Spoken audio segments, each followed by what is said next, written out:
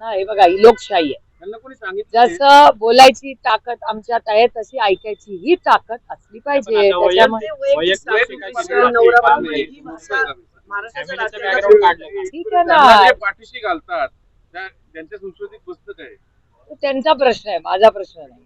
ही भाषा महाराष्ट्रात कधीच नव्हती, म्हणजे टीका व्हायची. हा प्रश्न तुम्ही नाही हे तुम्ही आमचं मला विचारायच्या ऐवजी त्यांना विचारा ना, मला कशाला विचारलं तर ते म्हणतात की पुण्यातले पत्रकार सुजाण आहेत, तुम्हाला माहिती आहे, उत्तर देत नाहीत, पण टीका एकदम.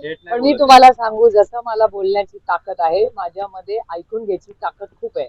आणि लोक बोलत राहतील. एका सशक्त लोकशाहीमध्ये लोक बोलत राहतात. प्रत्येक वेळेस उत्तर देणं काय गरजेचं नसतं. आणि ह्याच्यातून काय महाराष्ट्रात मोठी क्रांती होणार आहे का?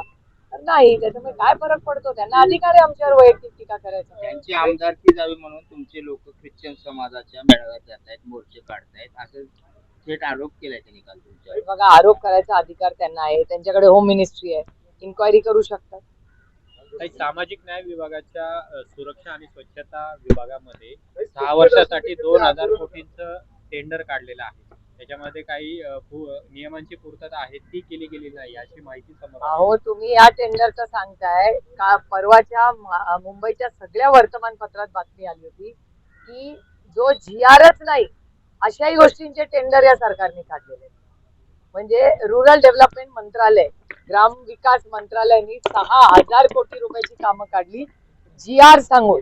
आणि असा GRच नाही, आता त्याची इन्क्वायरी लागलेली आहे. त्याच्यामुळे या सगळ्या इन्क्वायऱ्या, झालेले पैशाचे खर्च, याला मनमानी चाललेली आहे. आणि महाराष्ट्र सरकारचं फायनान्स डिपार्टमेंट जे म्हणतं ते कॅबिनेटमध्ये ज्याची चर्चा होते, त्या प्रत्येक फायनान्स डिपार्टमेंटच्या महत्वाच्या सूचनांना केराची टोपली दाखवली जाते. चिंताजनक एवढ्यासाठीच आहे.